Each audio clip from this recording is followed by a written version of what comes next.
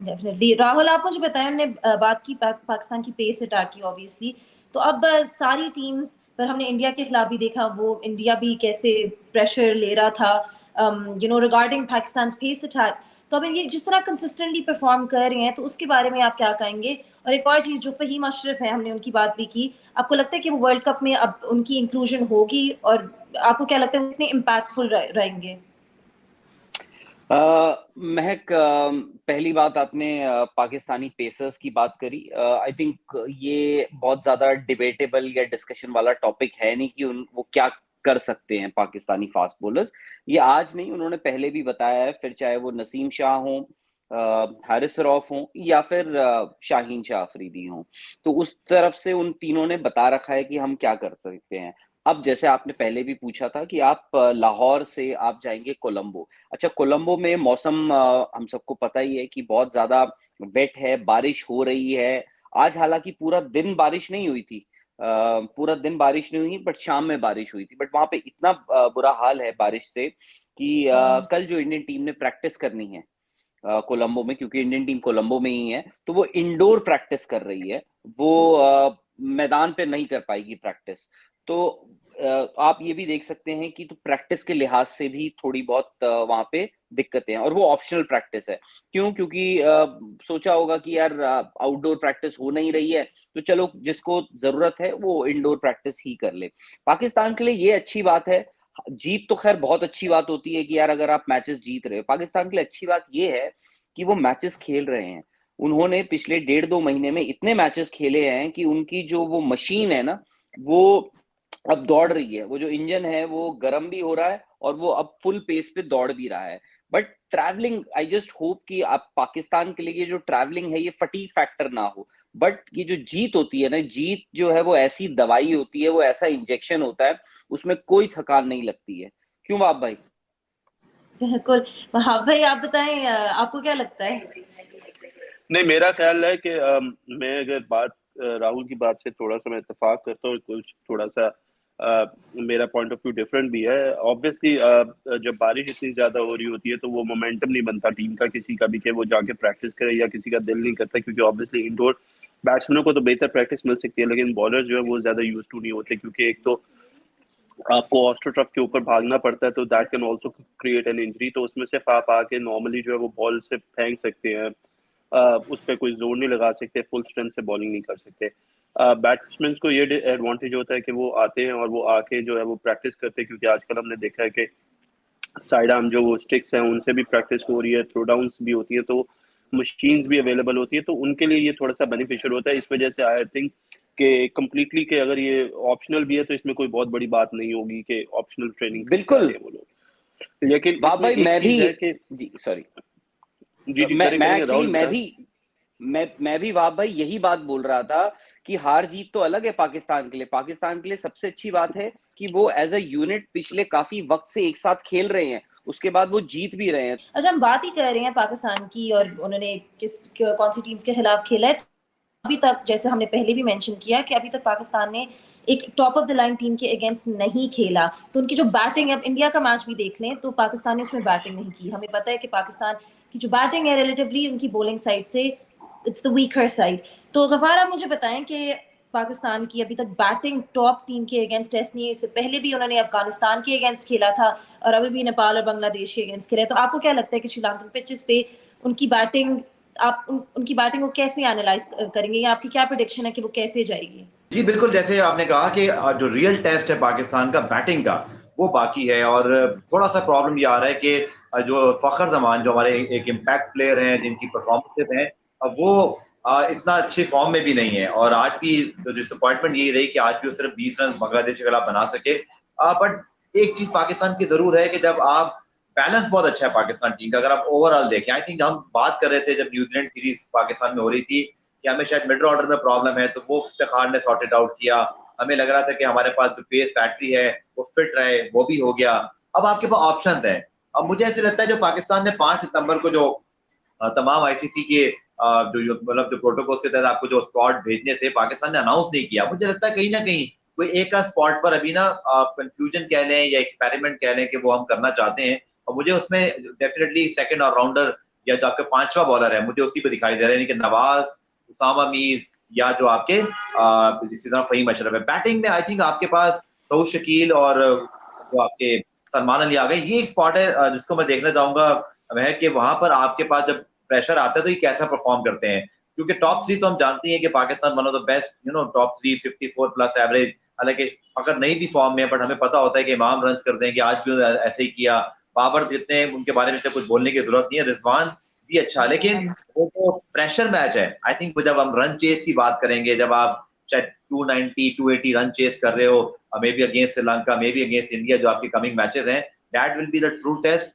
और ये अच्छा है कि आपको मिल जाए, हम सब भी यही एक्सपेक्ट कर रहे हैं कि बारिश के इम्कानात के बावजूद क्रिकेट हो जाए, क्योंकि एशिया कप में ये मजा नहीं आएगा जो हम फील कर रहे हैं कि शायद कोई जीते हारे, टीमें चाहती हो जाए और आप वर्ल्ड कप से पहले अपने तमाम जो सवालात हैं उनके जवाब ढूंढ लें। बिल्कुल, डेफिनेटली रेन डेफिनेटली डिस्टर्ब कर रहा है मैचेस को, जो कोई भी टीम नहीं चाहती। वहाँ पर फखर जमान की अगर बात करें तो उन्होंने काफी अरसे से उस तरह परफॉर्म करके हमें नहीं दिखाया। आज भी जिस तरह गफार भाई ने बोला, वो 20 पर आउट हो गए और उनकी परफॉर्मेंस काफी इनकंसिस्टेंट रह चुकी है। तो आपको क्या लगता है कि अब उन्हें मूविंग फॉरवर्ड आगे वाले मैचेस में क्या करना चाहिए कि वो अब थोड़ा रिदम में आए और परफॉर्म कर सके पाकिस्तान के लिए? देखिए, फखर से आप लोग हमेशा यही एक्सपेक्ट कर सकते हैं कि या तो वो फुल थ्रॉटल पे खेलेगा और एक out of the box extraordinary innings खेल जाएगा, या फिर हमें ये एक्सपेक्ट करेंगे कि वो जल्दी आउट होगा। Fakhar is somebody who is going to play his shots, और अगर आप उसको उस चीज पे रिस्ट्रिक्ट कर देंगे तो आई थिंक उसकी बैटिंग जो वो बिल्कुल खत्म हो जाएगी। आई नो कि ये अच्छा टाइम नहीं है फखर के ऊपर, everybody wants him to score runs, लेकिन I think he is the key player for Pakistan. दुनिया की कोई भी बॉलिंग हो, जितनी मर्जी अच्छी बॉलिंग हो, मेरा ख्याल है फखर एक ऐसा डिस्ट्रक्टिव बैट्समैन है जो हमेशा टैग कर सकता है। और एज अ बॉलर अगर आप फखर को बॉलिंग करें तो आप ये एक्सपेक्ट करते हैं और ये आपके जेहन में होता है कि यार ये मुझे चार्ज करेगा या ये मुझे जल्दी मेरे ऊपर रन करने की कोशिश करेगा।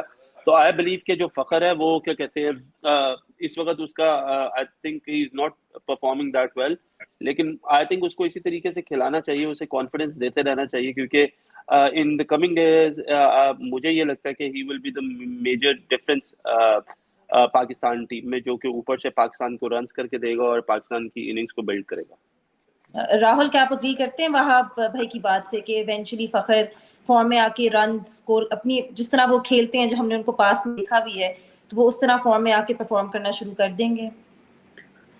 बिल्कुल, देखिए पाकिस्तान ने क्या किया है, पाकिस्तान ने फखर जमान पे एक दाव खेल रहे हैं। वो दाव क्यों, और ये अच्छी बात है, ये एक बड़े प्लेयर और एक बड़ी टीम की पहचान होती है कि वो जल्दी पैनिक नहीं करते। उन्होंने कहा है ये इम्पैक्ट प्लेयर है, फखर जमान इम्पैक्ट प्लेयर है, जिस दिन ये चलेगा उस दिन ये मैच जिताएगा, इसका ऐसा इम्पैक्ट होता है, वो है। बट किसी भी बड़े मैच पे जाने से पहले या फिर कुछ भी है, मैं चाहूंगा कि भाई अगर मैं इस टीम में इंडियन ड्रेसिंग रूम में बैठा हूं या किसी भी ड्रेसिंग रूम में बैठा हूं, मैं चाहूंगा कि फखर जमान के रन ना आए, क्योंकि चाहे जो मर्जी कहो, बिना रन के अगर आप आ रहे हो, आपका कॉन्फिडेंस वो नहीं रहता, आपके पास वो कॉन्फिडेंस नहीं होता है, आपकी फॉर्म वो नहीं होती है, तो आपके मन में कुछ सवाल होते हैं, आपके मन में डाउट्स होते हैं। जब एक बॉल आती है, एक हाफ वॉली भी आएगी, तो आप सोचोगे कि मार दूं पूरा, चला जाऊं आगे ड्राइव, या छोड़ दूं, या छोटा पैर निकालूं। तो फखर जमान, और ऐसा नहीं है कि फखर जमान खराब लगे हैं, कुछ कुछ मैचेस ऐसे आए हैं जहां पे उनको अच्छी शुरुआत मिली। आज अगर आप देखें, उनका एक स्लिप में बहुत जल्दी कैच छूट गया, उसके बावजूद वो अपनी इनिंग्स को आगे नहीं बढ़ा पाए, उसके दोबारा उन्होंने वो आउट भी हो गए। तो फखर जमान, फिर भी मैं ये कहूंगा कि पाकिस्तान की सिलेक्शन या फिर पीसीबी मैनेजमेंट का, इस टीम की, पाकिस्तान टीम मैनेजमेंट की, इस मामले में दाद देनी पड़ेगी कि उन्होंने एक मैच विनर को पहचाना है और वो मानते हैं। अब देखिए, दूसरी बात ये भी है कि फखर जमान पे आई डोंट नो बहुत ज्यादा ना लाइमलाइट भी नहीं है, डिस्पाइट द फैक्ट कि उनकी फॉर्म अच्छी नहीं चल रही है, रन इतने नहीं आ रहे हैं। लोग बात कर रहे हैं कि जी हमारा मिडिल ऑर्डर में ये दिक्कत थी। आप मैच जीत रहे हैं ना, कभी कभार क्या होता है, जब मैच जीत रहे होते हैं, ये छोटी छोटी चीजें या फिर ये बड़ी बड़ी चीजें भी जो हैं, ये ओवर शैडो हो जाती हैं आपकी जीत से। तो ये अच्छी बात है, फखर जमान इस वक्त उतना प्रेशर फील नहीं कर रहे होंगे कि यार मेरी वजह से कोई मैच हार गया। But come the big day, Fakhar को ये भी देखना होगा कि उनकी उनसे बहुत सारी उम्मीदें हैं। प्लस इमाम उल हक, देखिए इमाम उल हक का क्या होता है, स्ट्राइक रेट हमेशा सवालों के घेरे में रहता है। उसका एक रीजन कभी कभार ये भी माना जा सकता है, अगर फखर के रन नहीं आ रहे तो सामने वाले बैट्समैन को ये भी देखना होता है कि यार अब मुझे इनिंग्स बिल्ड करनी है। हम एक विकेट तो खो ही चुके हैं, now we can not afford कि हम एक और विकेट खो जाए। तो उसके बाद आपका सीधे मिडिल ऑर्डर एक्सपोज हो गया, उसमें बाबर आ गए। अगर द मोमेंट बाबर आ गए तो फिर आपका जो लोअर मिडिल ऑर्डर है वो बहुत ज्यादा, उसमें इतना एक्सपीरियंस नहीं भरा है। मैं मानता हूँ डेप्थ है आपकी बैटिंग लाइनअप पे, पर क्या वो उसमें ये काबिलियत है कि वो 270, 80, 90 चेज कर देगा? हालांकि आपको कोलंबो में हो सकता है वो स्कोर ना मिले, बट जब आप इंडिया आएंगे ऐसी सिचुएशन में, इंडिया में आपको ऐसी विकेटें मिलेंगी, आपको पाटा विकेटें मिलेंगी जहां पे आपको रन बनाने पड़ेंगे। तो ऊपर से आपको रन चाहिए होंगे, पावर प्ले का आपको इस्तेमाल करना पड़ेगा। तो फकर जमान, और शायद से इसी वजह से देखिए सूर्य कुमार यादव इंडियन टीम में, क्योंकि उनके बहुत सारे ओडीआई में उन्होंने बहुत रन नहीं बनाए हैं, इनफैक्ट कुछ भी रन नहीं बनाए, उसके बावजूद वो इस 15 मेंबर स्क्वाड का हिस्सा है सूर्य कुमार यादव। क्यों? क्योंकि आपको पता है, आपको ना कभी कभार ये मैवरिक प्लेयर्स चाहिए होते हैं अपनी टीम में, जो मैच अपने बलबूते पे पलट दें। तो ये सिचुएशन पाकिस्तान भी फेस कर रहा है कि भाई ये फहीम जो आज मैच खेले, आपके ख्याल में क्या इंडिकेट करता है? हमने वर्ल्ड कप स्क्वाड बाकी टीमों की तरह भी वहां पे अनाउंस नहीं किया, तो कहीं ना कहीं क्या कुछ हम चेक करना चाह रहे हैं? मतलब नवाज भी थे, उसामा मीर भी थे, बट वहां पे फहीम का खेलना आपके ख्याल में टीम मैनेजमेंट की क्या सोच इसकी रिफ्लेक्शन है? देखिए मेरा ख्याल है कि फहीम का खेलना अच्छा है। देखिए Faheem is a complete allrounder, a bowler who bowls 10 overs plus who can bat in the end, और बड़े शॉट्स खेल सकता है। सो आई बिलीव कि फहीम को ऑलवेज बीइंग अ पार्ट, कि फहीम को वर्ल्ड कप स्क्वाड का पार्ट भी होना चाहिए। उसकी खास वजह यह है कि कोलंबो में, जिस तरह मैंने कहा, और हमने लास्ट मैच में भी देखा इंडिया के अगेंस्ट के बीच में, जब मिडिल ऑर्डर में जब वो बेसिकली स्पिन बॉलिंग करी थी, तो इंडिया का जो रन स्कोरिंग जो उनका रेट था वो बहुत अच्छा था। प्लस क्योंकि बॉल्स वहां पे सीम होता है, स्विंग होता है, तो Faheem is somebody who bowls within his line and length, और क्योंकि उनका बॉल अंदर ज्यादा आता है राइट हैंडर्स को, तो हमने देखा कि दुनिया में जितने भी प्लेयर्स हैं, अगर बॉल अंदर आ रहा हो, स्पेसिफिकली सीम होके आ रहा हो, तो वो जरा मुश्किल हो जाता है। स्विंग आपको थोड़ा दूर से नजर आ जाता है, इन द एयर नजर आ जाता है, तो वो आप आराम से टैकल कर सकते हैं। लेकिन जब सीम होता है बॉल, वो किसी भी बैट्समैन के लिए मुश्किल होता है। सो आई बिलीव कि फहीम का मैच खेलना अच्छा है, और मुझे लगता है कि उसामा मीर, और जब शादाब टीम में है तो उसामा मीर को एज ए सेकंड स्पिनर नहीं खेलना चाहिए, क्योंकि आपके पास ऑलरेडी आगा सलमान और इफ्तिखार की सूरत में आपके पास स्पिन ऑप्शंस हैं। नवाज अनफॉर्चुनेटली हमने देखा कि बॉलर अच्छा है, बैट्समैन भी अच्छा, लेकिन he hasn't been for me, जिस तरीके से उसे परफॉर्म करना चाहिए था या जिस कैपेसिटी में उसे परफॉर्म करना चाहिए था, वो उसने भी उस तरीके से नहीं किया। आई होप कि वो करे, because I think he is the most talented player. लेकिन when it comes to India, तो specifically you need 4 pace bowlers, जैसा मर्जी विकेट हो, क्योंकि आपकी बॉलिंग इतनी अच्छी है कि आप जो है किसी भी विकेट पे बॉलिंग कर सकते हैं। सो आई बिलीव के फहीम को एज अ 4th बॉलर, और उसमें आपके बैटिंग में स्पेसिफिकली आपके पास 7वें 8वें नंबर पे एक ऐसा प्रॉपर बैट्समैन भी आ जाता है जिसके ऊपर आप डिपेंड कर सकते हैं। और ऑब्वियसली वनडे में आपको बैटिंग लाइन भी लंबी चाहिए, बॉलिंग भी आपको कम से कम 5-6 ऑप्शन चाहिए, जो पाकिस्तान के पास ऑलरेडी है। अच्छा राहुल भाई, एक सवाल मेरा आपसे है कि ऑब्वियसली अभी तो हम एशिया कप की बात कर रहे हैं, पर वर्ल्ड कप इससे जुड़ा हुआ है। आप कैसी पिचेस एक्सपेक्ट कर रहे हैं? मतलब कि हमने देखा कि दुनिया की सारी टीमों ने, यहाँ तक कि भारत ने भी शार्दुल ठाकुर, अक्षर पटेल, जडेजा, और आपने देखा कि अश्विन और चाहल को जगह नहीं मिली, हालांकि वो बहुत अच्छे स्पेशलिस्ट स्पिनर हैं।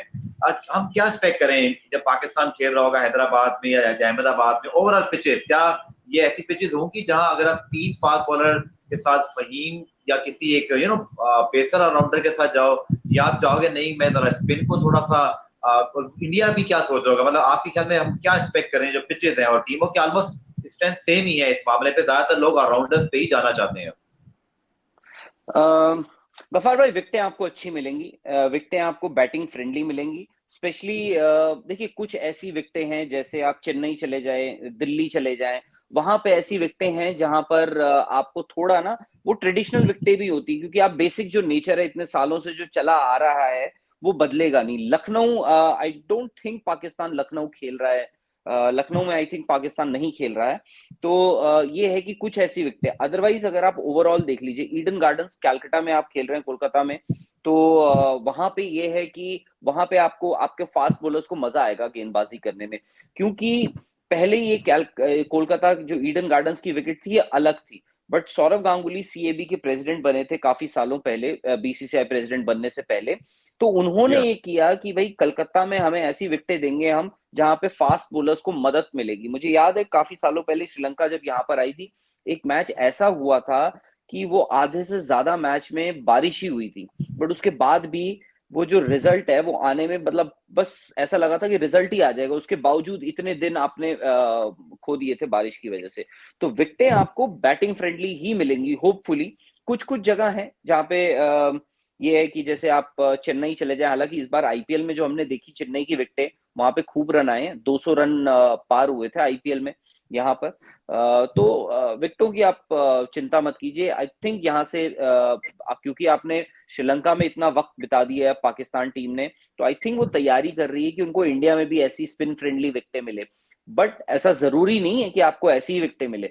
तो इस केस में क्या है, अगर आपके पास गेंदबाज अच्छे हैं, अगर आपके पास गेंदबाज अच्छे हैं जहां पे बैटिंग फ्रेंडली विकेटों पे, तो वहां हो सकता है कि गेंदबाजी जो है that can actually make the difference. जिसके पास बेहतर गेंदबाज हो वो इन बैटिंग फ्रेंडली विकेट्स पे फर्क डाल दे।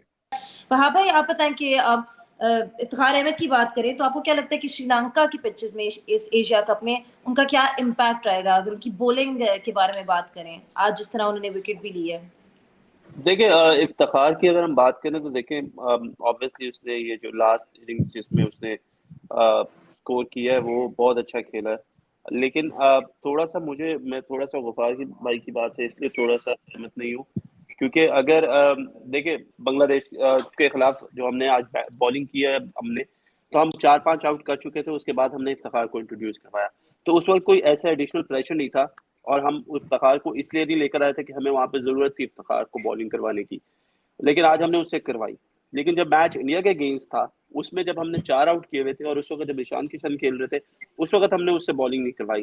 सो देखिए, ये थोड़ा सा ओपिनियन मेरा इसलिए थोड़ा सा जो एज ए कैप्टन आपने एक डिसीजन लेना है कि आपने कब किसको बॉलिंग करवानी है। हमने देखा कि आगा सलमान को बॉलिंग करवाई, लेकिन उसको बॉलिंग नहीं करवाई, लेकिन आज आगा सलमान ने भी बॉलिंग की और इफ्तिखार ने भी बॉलिंग की। सो आई थिंक बाबर को थोड़ा सा जो है वो मेंटली थोड़ा सा और स्ट्रॉन्ग यहाँ पे खेलना पड़ेगा कि उसको कौन सा बॉलर किस बैट्समैन के अगेंस्ट लगाना है। क्या अगर आपको पार्टनरशिप ब्रेक करनी है तो एट टाइम्स आपको चांस लेना पड़ता है, आपको अपना मेन बॉलर नहीं, आपको पार्ट टाइम बॉलर लेके आना होता है। और उसमें हो सकता था कि हमने इंडिया के खिलाफ अगर हम इफ्तिखार को करवाते, क्योंकि इफ्तिखार का बॉल थोड़ा सा लो ट्रेजेक्ट्री में थोड़ा सा नीचे भी रहता है, तो शायद वो थोड़ा सा और ज्यादा अच्छे तरीके से बॉलिंग कर सकते थे इंडिया के अगेंस्ट। लेकिन एनीवेज जो आज के मैच में उन्होंने किया वो भी अच्छा था, वो इफ्तिखार के लिए भी अच्छा था, टीम के लिए भी अच्छा था। लेकिन एग्जैक्टली तब पता चलेगा जब प्रेशर बहुत ज्यादा क्रिएट हुआ होगा, और तब हमें बॉलर अपना जो है वो 6वां बॉलर लेके आना पड़ेगा, तो तब ये देखेंगे कि इफ्तिखार कैसी बॉलिंग कर पाएंगे, कैसी बॉलिंग नहीं कर पाएंगे। बैटिंग के लिहाज से अनडाउटेडली इफ्तिखार जो है उसमें कैपेबिलिटी है। आई think he is one of the best hitters in Pakistan right now. जिस तरीके से उसने पिछले 6 महीने में इम्प्रूव किया अपनी गेम को और स्कोर कर रहा है, रन स्कोर कर रहा है, किसी भी बैटिंग बॉलिंग लाइनअप के against he is taking his chances and he is proving कि उसमें वो कैपेबिलिटी है जो पाकिस्तान को एक ऐसा प्लेयर चाहिए। क्योंकि प्रॉबली आखिरी 10 ओवरों में you need big hits one-days में गेम चेंज करने के लिए। तो आई थिंक सीजन कैंपेनर भी है, अच्छी परफॉर्मेंसेज भी दी हुई है उसने डोमेस्टिक में भी इंटरनेशनल में भी। सो इसमें अनडाउटेडली इफ्तिखार इज समबडी जो कि पाकिस्तान को इस वक्त हम कह सकते हैं कि मिडिल ऑर्डर में अगर हम किसी की बात करें कि हम किसी पर डिपेंड कर सकते हैं तो वो इफ्तिखार है। राहुल, आप मुझे बताएं कि ऑब्वियसली जैसे सबने बोला कि इफ्तिखार अहमद बहुत दिलेरी से बैटिंग करते हैं स्पेशली अंडर प्रेशर, लेकिन बॉलिंग के एस्पेक्ट्स उन्हें देखा जाए तो आपको लगता है कि उन्हें इंडिया के खिलाफ भी चांस देना चाहिए बॉलिंग में? देखिए, जो वहाब भाई ने बोला ना, मैं उसको थोड़ा सा और आगे ले जाता हूँ। जैसे उन्होंने याद दिलाया कि सलमान से आपने बॉल डलवाया था जब आप इंडिया के साथ खेल रहे थे, आज आप बांग्लादेश के खिलाफ खेल रहे थे जब पाकिस्तान पूरा बांग्लादेश के ऊपर चढ़ा हुआ था, तब आपने इफ्तिकार को इंट्रोड्यूस किया। तो उसमें यह भी बताता है कि आपके कप्तान का उस पर्टिकुलर बॉलर पे कितना कॉन्फिडेंस है। देखिए, जब वहां पे मैच फंसा हुआ था तब आपने सलमान को आगे लगाया, आपने इफ्तिकार को नहीं लगाया। आज जब सिचुएशन ऐसी थी, आपको पता था you could have taken it relatively थोड़ा इजी, आप ले सकते थे, तो आपने दोनों को डाल दिया।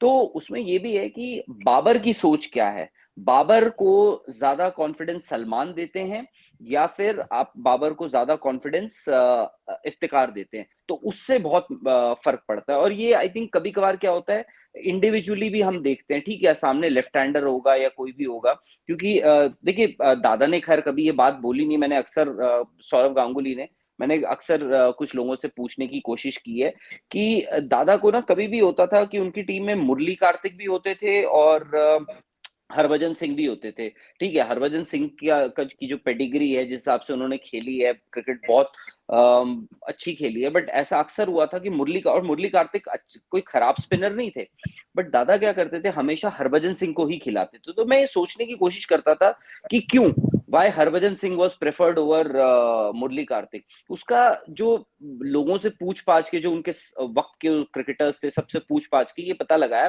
कि बिकॉज दादा जब हरभजन को खेलते थे ना नेट्स में, तो उनको compare to Murali Kartik, of course Murali Kartik के लिए बॉल अंदर भी आएगा उनका, वो इजी होगा रिलेटिवली, तो वो उनको इजी पड़ते थे खेलने में। वही मुरली कार्तिक हो सकता है किसी और लेफ्ट हैंडर के लिए डिफिकल्ट होते, तो हो सकता है बाबर आजम जब खेलते हो इफ्तिकार को, उनको लगता हो कि ये थोड़े से मुझे इजी लग रहे हैं कंपेयर टू सलमान, क्योंकि किसी का थोड़ा सा एंगल का भी फर्क पड़ता है, कोई ऊपर से डाल रहा है, किसी का साइड आर्म है, थोड़ा सा भी एंगल, तो उन सब चीजों से भी फर्क पड़ सकता है। तो वो है बाबर का किस पे कितना कॉन्फिडेंस, आई थिंक वो डिपेंड करेगा कि इफ्तिकार को देते हैं या सलमान को देते हैं इंडिया के अगेंस्ट। डेफिनेटली, तो बात वापस आ जाएगी कैप्टनसी पे।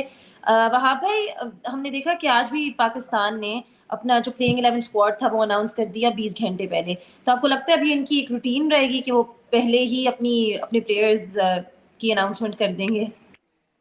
देखिए मेरा ख्याल है कि ये तो एक अच्छी चीज़ है कि आप जो है वो मैच से एक दिन पहले अपनी जो स्क्वाड है वो अनाउंस कर देते हैं कि कौन से आपके प्लेइंग 11 है। रिसेंटली हमने देखा है कि ये बहुत इश्यूज थे कि लड़के जो है वो ग्राउंड में जाके उनको नहीं पता होता था कि वो मैच खेल रहे हैं या नहीं खेल रहे। तो at least now you are giving them the time to prepare mentally as well, कि वो लोग मैच खेल रहे हैं और उनकी क्या स्ट्रेटेजी होगी और जिस टीम के अगेंस्ट खेल रहा है उनका रोल क्या होगा। तो ये तो अच्छी चीज़ है कि एक दिन पहले उनको ये सारी चीज़ों का पता है कि which is really good. I think it's a good step, और ये होना चाहिए कि एटलीस्ट आपके प्लेयर्स को पता होना चाहिए कि कौन खेल रहा है कौन नहीं खेल रहा। सो उस एक दिन पहले से ही आपकी तैयारी जो है वो होना शुरू हो जाती है। जब आप नेट्स में जाते हैं तब भी आपको पता होता है, फिर आप अपने आप को प्रिपेयर उस तरीके से करते हैं। सेकंड, एक और चीज, पब्लिकली लेकिन बताने की क्या वहाब जरूरत भाई, है? अगर आप अनाउंस पहले कर दें तो यानी कि आप सबको बता दें कि आपके कौन प्लेइंग 11 होंगे, तो उसमें से जो दूसरी टीम है, आपकी अपोनेंट टीम है, वो भी तो अपने प्लेयर्स फिर उसके मुताबिक चेंज कर और स्ट्रैटेजी भी पहले वो बना सकती है, क्योंकि उन्हें पता है कि आपके कौन से प्लेयर्स खेल रहे हैं। तो ये एक डिसएडवांटेज नहीं हो सकता?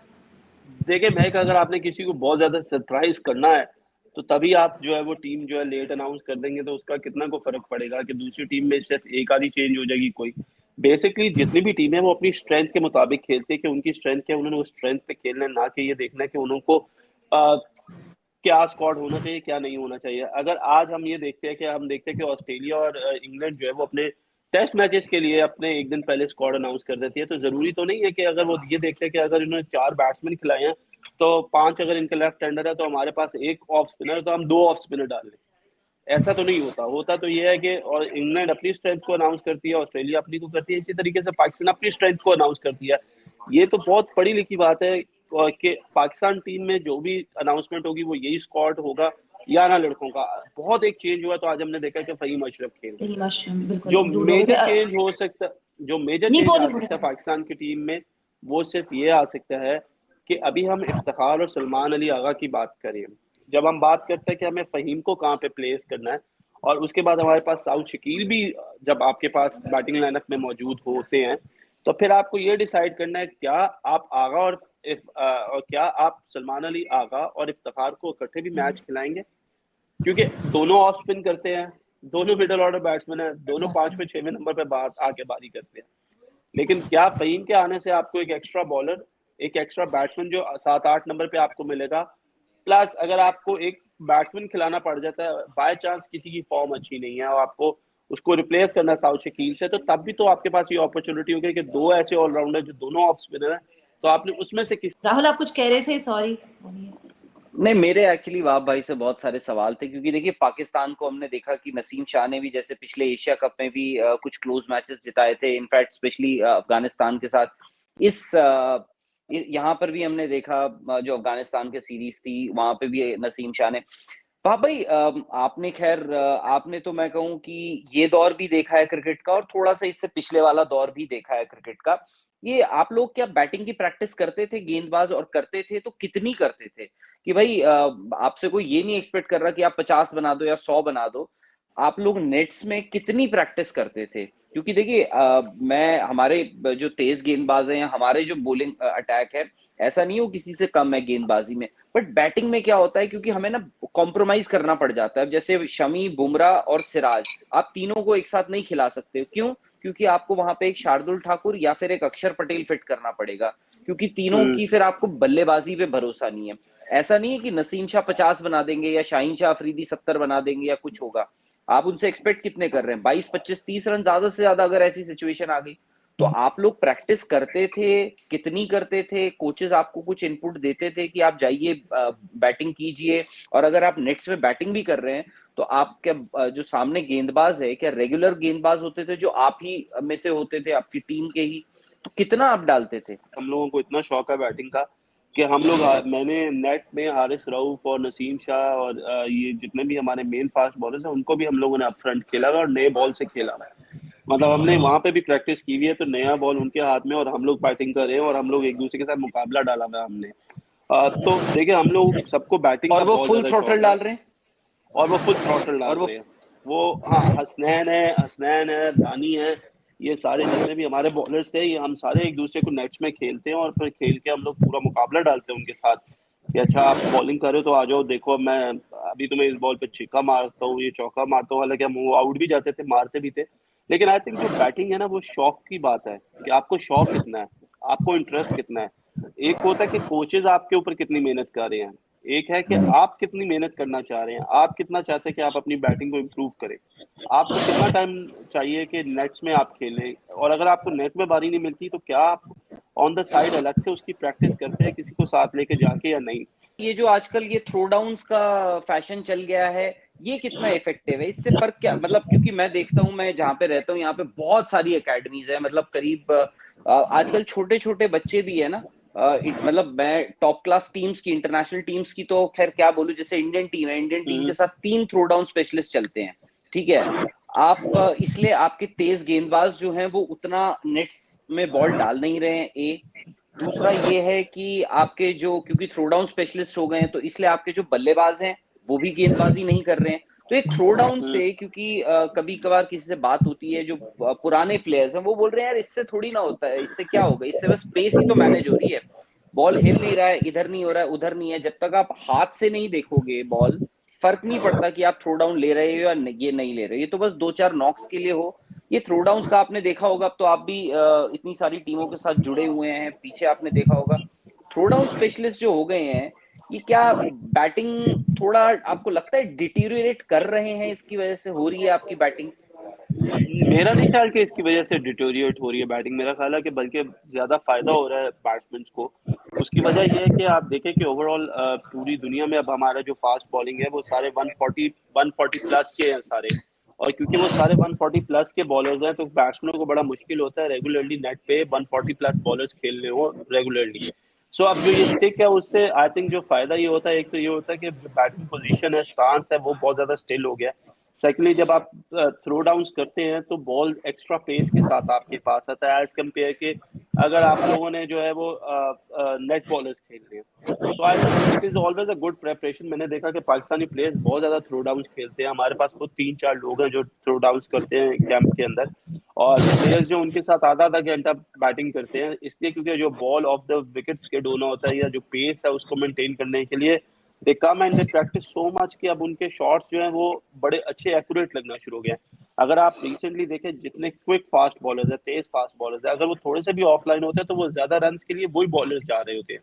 क्यों? क्योंकि आजकल बैट्समैनों को जो वो महारत है या जो उनकी जो एक वो उसके ऊपर गिरफ्त है अपनी, वो बहुत अच्छी है। So I think it is good thing for batting as a batting perspective के बैट्समैनों को इससे बहुत ज्यादा फायदा हो रहा है।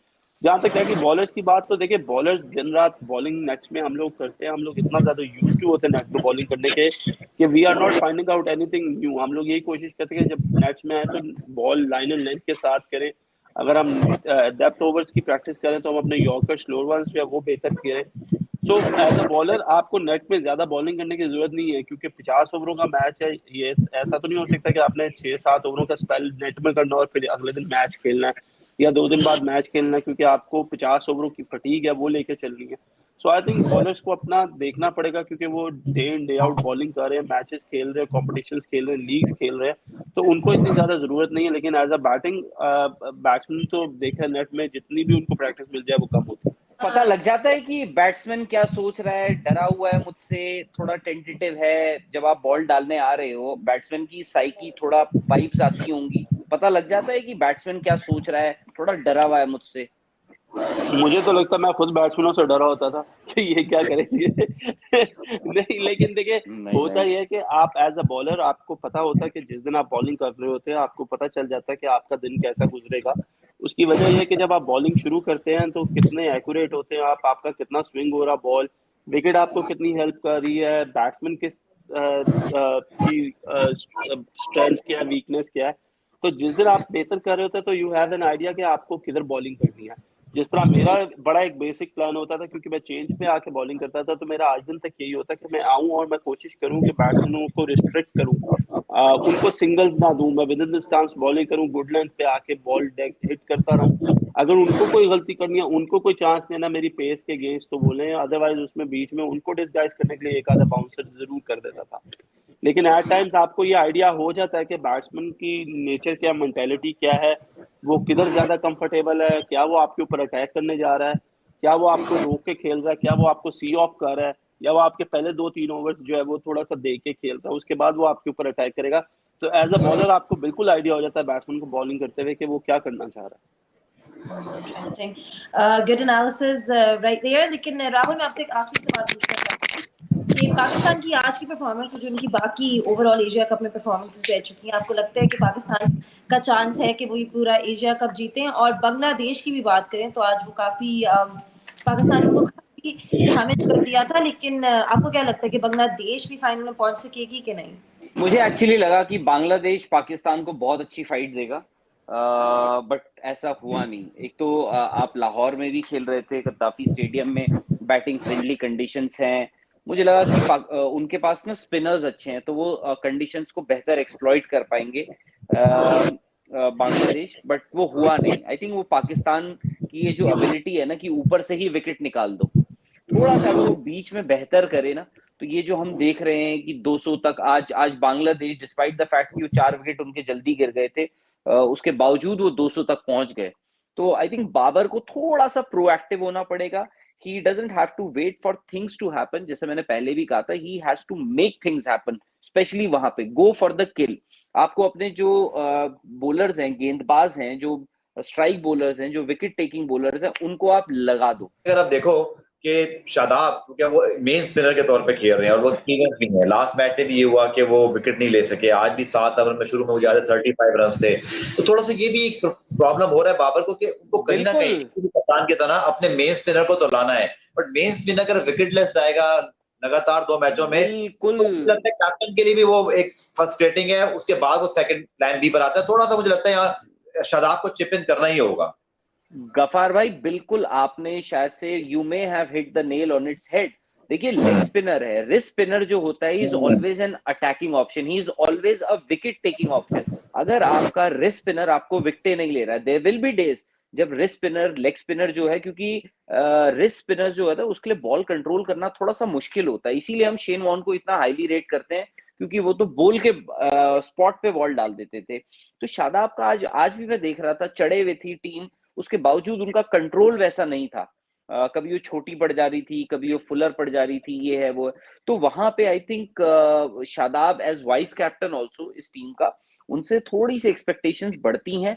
वो रिस्ट स्पिनर आपका क्या है, किसी दिन रन भी खाएगा, वो रनों के लिए भी जाएगा, but wrist spinner is always a wicket taking option. अगर शादाब बीच ओवर्स में विकेट नहीं ले रहे हैं, आप सोचिए आप हारिस रऊफ पे कितना ज्यादा डिपेंडेंट हो जाते हैं। और अगर खुदा ना खास्ता आपके लिए, अगर किसी दिन हारिस रऊफ का मैच या दिन अच्छा नहीं गया, आपने कहा कि आज आप रेस्ट कर लीजिए इस मैच में, क्योंकि आपने आगे 15-17 मैचेस और खेलने हैं, फिर आप क्या करेंगे? आप तो मतलब हो सकता है कि आपके बॉलर्स ऊपर से आपको विकेटें भी दे दे, उसके बावजूद आपका मैच निकल जाएगा। इंडिया ने 270 तो बना ही दिए थे, एक वक्त पे तो लग रहा था 325 325 बना देगी इंडिया। तो वो वहां पे ये आपका एक वीक लिंक है, जहां पे शादाब को थोड़ा सा ना थोड़ा अपना गेम ऊपर करना पड़ेगा। डेफिनेटली। चलें हम इसी डिस्कशन के साथ हमारी ये पाकिस्तान और बांग्लादेश की जो पोस्ट मैच एनालिसिस है वो भी खत्म करने जाते हैं। Thank you so much Rahul Rawat और अब्दुल गफार एंड वहाब भाई जो अभी थे, लेकिन आई थिंक उनका कोई शायद टेक्निकल इशू हुआ है इसलिए वो चले गए हैं, कि आप लोगों ने हमें ज्वाइन किया और हमें बहुत ही अच्छी तरह डिटेल्ड एनालिसिस दी इस मैच के ऊपर। Well, that's it with the post match show on the match of Pakistan and Bangladesh. हमने डिटेल में डिस्कशन की थी हमारे इन पैनलिस्ट के साथ, एंड आई होप आप सबको जो हमने डिटेल में एनालिसिस भी की थी वो आप सबको बहुत पसंद आई हो। There was a lot to learn from this discussion from a former cricketer, और साथ में उसकी जो opinions हमने दूसरों के भी लिए हैं। It was a very interesting show, but that's it for now and hopefully I will catch you all next time. Allah Hafiz. Match से जुड़े आपके हर सवाल का हम देंगे जवाब। जानने के लिए हर update, live analysis, special interviews, download कीजिए स्पोर्ट्स तक ऐप।